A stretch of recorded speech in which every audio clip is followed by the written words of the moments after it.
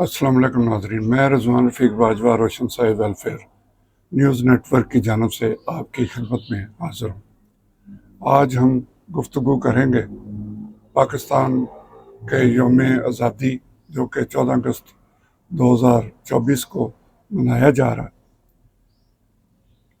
इस हवाले से हम आपको बताएंगे कि 14 अगस्त 1947 से लेकर 14 अगस्त 2024 तक कौम ने अपना क्या किरदार अदा किया है। 14 अगस्त 1947 से लेकर 14 अगस्त 2024 तक हम इस हवाले से गुफ्तगू नहीं करेंगे कि कौन सा दौर जमहूरी था, कौन सा गैर जमहूरी था, पाकिस्तान में क्या साजिशें हुई और पाकिस्तान को किस तरह ख़त्म करने की कोशिशें भी की गई। ये सब कुछ कौम जानती है।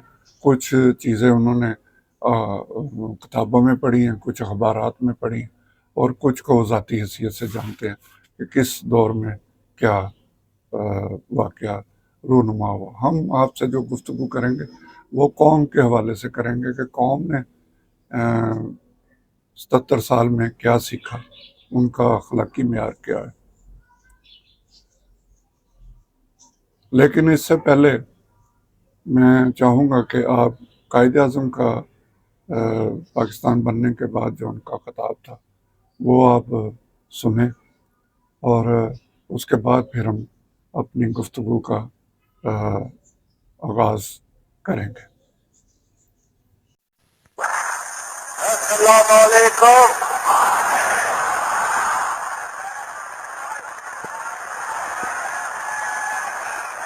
भाइयों और बहनों, पाकिस्तान हासिल करने के लिए हमने बहुत कुर्बानी की है। अल्लाह ताला ने हमें कुर्बानियों ने की बदले आजाद की नियामत दी है, मगर हमारे दुश्मन ये चाहते हैं कि पाकिस्तान पैदा होती गायब हो जाए। हमें जो दुख दिया गया है उसका मिसाल तारीख में नहीं मिलती, मगर हमें पाकिस्तान को कायम रखने के लिए अभी और कुर्बानी करना होगी। मुसलमान मुसीबत में घबराया नहीं करता।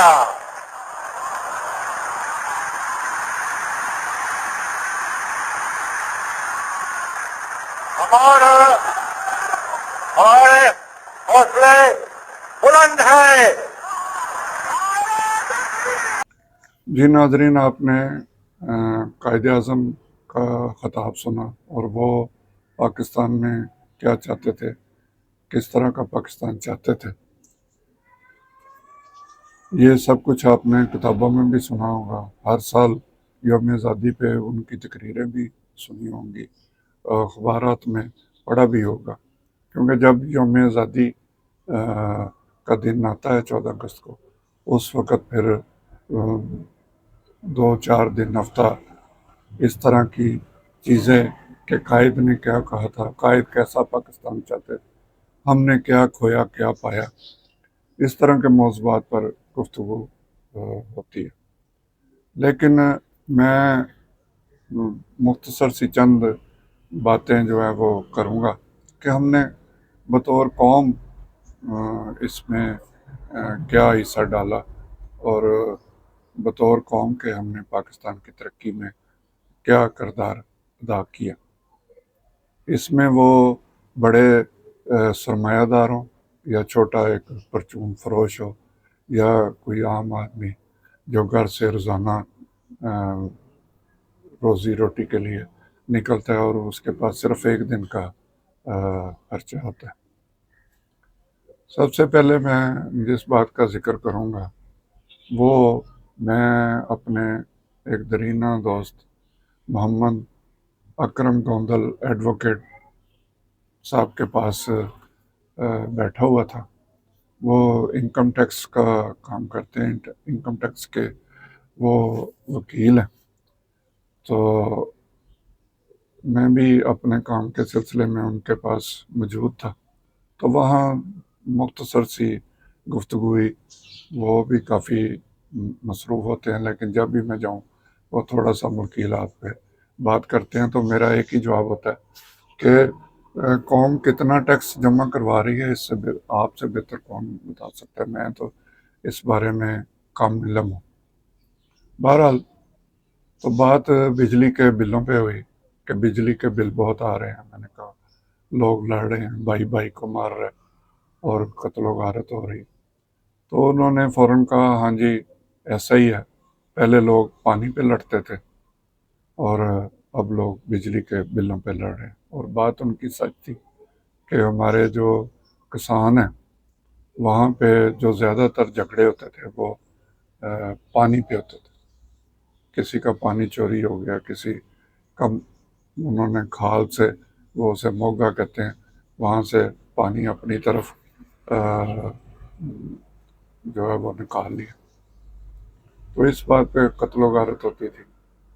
اور بہت سی پھر اسی پانی پہ کئی ایسی دشمنیاں جو بہت بڑھ جاتی تھیں، خاندان کے خاندان اس پہ ختم ہو جاتے تھے.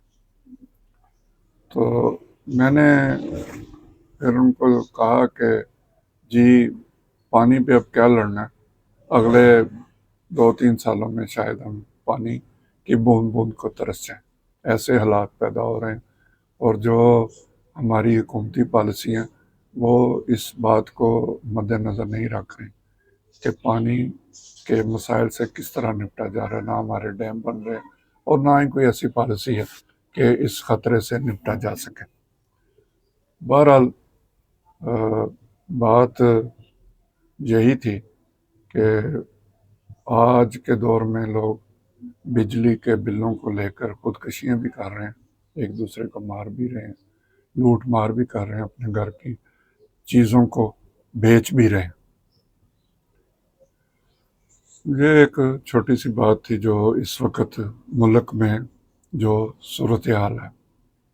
اب اس میں ایک طرف تو لوگ بجلی کے بل نہ دینے کی وجہ سے خودکشیاں کر رہے ہیں یا ایک دوسرے کو مار رہے ہیں، اور دوسری طرف وہ لوگ ہیں جو بجلی چوری کر رہے ہیں. اس میں گھروں میں بھی چوری ہوتی ہے اور بڑی بڑی فیکٹریوں میں بھی بجلی چوری کی جاتی ہے، جہاں کروڑوں روپے کا حکومت کو نقصان پہنچایا جاتا ہے. یہ ہماری ایک اخلاقی پستی کا بھی ایک یہ نمونہ ہے. وہاں سے میں نکلا تو میں روڈ پہ اپنی بائک پہ جا رہا تھا. تو میرے آگے ایک موٹر سائیکل سوار جا رہا تھا. اس کے ہاتھ میں ایک پلاسٹک کی بوتل تھی. وہ شاید سادہ پانی ہو یا کوئی مشروب ہو.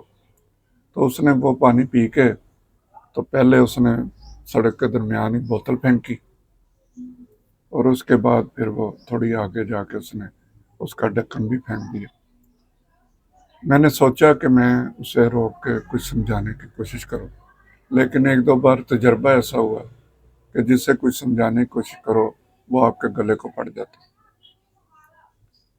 وہ کافی دیر میرے آگے رہا اور میں سوچتا رہا اسے روکوں نہ روکوں، شیشہ پنج میں رہا. اس طرح وہ کہیں دور نکل گیا. لیکن یہ ہماری 77 سال بعد بھی شاید پہلے نہ ہو، لیکن آج جو صورتحال ہے وہ یہی ہے. گاڑیوں میں لوگ جا رہے ہوتے ہیں، بچے آئس کریم کھاتے ہیں، کب باہر بڑے بھی ساتھ بیٹھے ہوتے ہیں، بڑے بھی پھینکتے ہیں، سگریٹ پیتے ہیں اسے باہر پھینک دیتے ہیں. وہ نہیں سوچتے پیچھے کوئی آ رہا ہے اس کو نہ لگ جائے. کوئی شاپر پھینک دیتے ہیں، بوتلیں پھینک دیتے ہیں. یہ بات آپ کو چھوٹی معلوم ہوگی، لیکن یہ ہماری اخلاق کی پستی کا آخری سمجھیں کہ حد ہے کہ ہم سڑکوں پہ گند دے کے فوراً حکومت کو کہہ دیتے ہیں کہ جی یہ دیکھیں کتنی گندگی ہے. ہمارے جو ٹی وی اینکر ہیں وہ سڑکوں پہ گھومتے پھر رہتے ہیں، سوشل میڈیا والے. گند پڑا ہوا ہے، صفائی نہیں ہو رہی، لیکن وہ گند ڈالتا کون ہے ان سے کوئی نہیں پوچھتا۔ جب ہم باہر کسی ملک میں جاتے ہیں وہ سارا قانون کے مطابق ہم کام کرتے ہیں، ڈرائیونگ لائسنس بھی ہوتا ہے، اشارے پہ بھی رکتے ہیں، لائنوں پہ بھی رکتے ہیں، کوئی غلط لائن پہ نہیں جاتے، کسی کو غلط کراس نہیں کرتے، لیکن اپنے ملک میں ہم ان اخلاقی اقدار کی تباہی پھیر دیتے ہیں۔ تو یہ ایک بات تھی جو میں آپ سے کرنا چاہتا تھا کہ ہماری جو اخلاقی جو اقدار ہیں وہ اس قدر گر چکی ہے۔ اگر ہمارے پاسپورٹ کا جو دنیا میں نمبر دیکھا جائے وہ 100 سے اوپر ہے، ہمارے کرپشن کو دیکھا جائے تو وہ بھی 100 سے اوپر جاتی ہے، ہمارے عدالتی نظام کو دیکھا جائے وہ بھی، مطلب سارا کچھ ہم نے 100 سے اوپر ہی رکھا جائے، یہاں تک کہ جو ہم تعلیم حاصل کرتے ہیں، جہاں اخلاقیات کے سبق دیے جاتے ہیں، وہ ہمارا تعلیمی معیار بھی اس قابل نہیں کہ کوئی فخر سے وہ بتایا جا سکے۔ یہاں پہ جعلی یونیورسٹیاں، جعلی سندیں اور ایسے یونیورسٹیوں میں بھی کورس کروائے جاتے ہیں جن کی ان کے پاس اجازت نہیں ہوتی۔ اب تعلیم کے میدان میں یہ جو 2 نمبری کی جاتی ہے اس کو کوئی پوچھنے والا نہیں۔ لوگ اتنے پاورفل ہیں کہ وہ اپنی مرضی کے عہدیدار لگواتے ہیں، وہاں سے وہ قبول کروا دیتے ہیں۔ پچھلے دنوں ایک سابق وزیر اعظم نے کہا تھا کہ سینٹ سے یونیورسٹیاں جو قیام کا جو بل ہے وہ سینیٹرز نے کروڑوں روپے لے کے وہ بل پاس کروایا۔ اب اندازہ کریں جس تعلیم پہ پہلے ہی کروڑوں روپیہ بطور رشوت دی جا رہی ہے، وہاں کیا اخلاقیات کا سبق دیا جائے گا، کیا وہاں کوئی تعلیم حاصل کرے گا۔ لاکھوں روپے لے کے یونیورسٹیوں والے جو مالکان ہیں وہ ایک ڈگری دے دیتے ہیں اور پھر 10 سے 15 ہزار کی نوکری ہم کو ملنا بھی مشکل ہو جاتا ہے۔ تو یہ کچھ باتیں تھیں جو میں آپ سے کرنا چاہتا تھا اور آپ کو بتانا چاہتا تھا کہ سارا الزام آپ حکمرانوں پہ نہ دیں، حکومت پہ نہ دیں، ان کے اداروں پہ نہ دیں۔ ان کی جو ذمہ داری ہے وہ پوری کر رہے ہیں یا نہیں کر رہے، لیکن ہم نے 77 سالوں میں جو اپنی اخلاقیات کو گرایا اور جس طرح کے ہمارے رویے ہیں عدم برداشت اور اخلاقی پستی کے، وہ اس سے مزید تباہی جو ہے وہ سامنے آ سکتی ہے۔ کھونے کے پاس ہمارے پاس کچھ نہیں ہے۔ ہم نے 77 سالوں میں آدھا ملک کھو دیا، اس سے بڑا دکھ یا اس سے بڑی کوئی غلط پالیسی کوئی نہیں ہو سکتی جو حکمرانوں کی طرف سے ہو۔ بطور قوم ہمیشہ جب بھی ملک پہ مشکل وقت آیا قوم باہر نکلی ہے، لیکن ہم نے آدھا ملک کھو دیا، اور جو باقی کا ہے اسے بھی ہمارے حکمران ہو یا ہماری قوم ہو، اسے سنبھالنے کے لیے کوئی ایسے اقدامات نہیں کیے جا رہے جس سے کوئی ملک ترقی کر سکے۔ اس لیے سب سے پہلے ہمیں اپنی اخلاقیات، یہ ہماری جو روزمرہ کی زندگی ہے، خود جہاں بیٹھے ہیں وہیں پہ سوچیں کہ آپ صبح نکلتے ہیں گھر سے، شام کو واپس آتے ہیں، آپ نے کیا غلط کیا۔ الزامات دینے کو یہاں میں بیٹھ کے کہہ دوں کہ جی حکمرانوں نے یہ کیا، فلاں نے غیر جمہوری قوتوں کا ساتھ دیا، فلاں نے غیر جمہوری قوتوں کے آگے اپنے آپ کو پیش کر دیا، ہزاروں باتیں کی جا سکتی ہیں لیکن اس کا فائدہ کوئی نہیں۔ ہمیں قوم کی حیثیت سے سوچنا چاہیے کہ ہم نے ملک کے لیے کیا کیا۔ آپ جھنڈے لگائیں، آپ سڑکوں پہ باجے بجائیں، خوشی منائیں، ہم اس بات پہ اعتراض نہیں کرتے، لیکن تھوڑی دیر کے لیے بیٹھ کے یہ بھی سوچیں کہ ملک کی خاطر آپ نے ذاتی طور پر کیا کیا۔ صرف 8 گھنٹے کی ڈیوٹی کر لی، آپ نے کہا جی میں نے اپنی سرکاری ڈیوٹی بڑی ایمانداری سے کر لی، کاروبار والے نے کہا میں نے 18 گھنٹے کام کرتا ہوں، لیکن جہاں پھر حکومت کو ٹیکس دینے کی بات آتی ہے تو وہ بھی ہماری کارکردگی سمجھیں زیرو ہے۔ 25 کروڑ کی آبادی میں صرف لاکھوں لوگ جو ٹیکس دیتے ہیں اور یہ نہ ہونے کے برابر ہے۔ اس لیے ہمیں اس حوالے سے اپنے گریبان میں جھانکنا چاہیے۔ اس کے ساتھ ہی میں آپ سے اجازت چاہوں گا۔ اللہ ہم سب کا حامی ناصر ہو۔ خدا حافظ.